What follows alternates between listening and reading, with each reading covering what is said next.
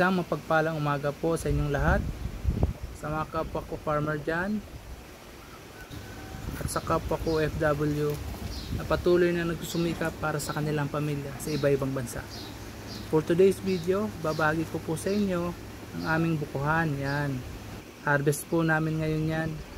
Bali nakuha lang po sa amin yan ay 5 piso at ang nyug naman po ay 4 na piso.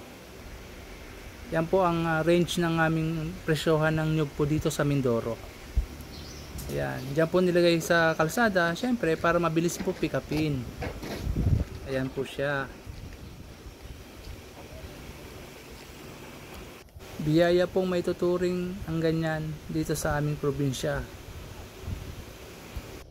Kung meron po kayong malawak na lupa, ay maigi pong may papayo ko ay taniman nyo na po agad ng nyog, mga crops po baga.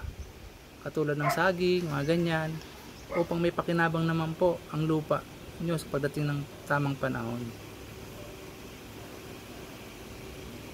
Ayan po yung buko, yan, naipon na. Nilagyan ko po muna ng ito yung dahon ng nyog at saka ng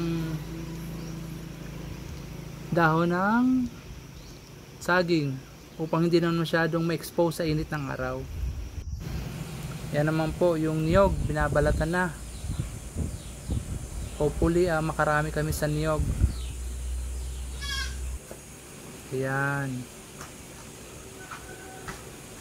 Ayan si kuya, nagbabalat ng niyog. Dito sa amin ay lupas ang tawag dyan dito sa Mindoro. Ayan na po, ang naipon namin niyog. Ayan.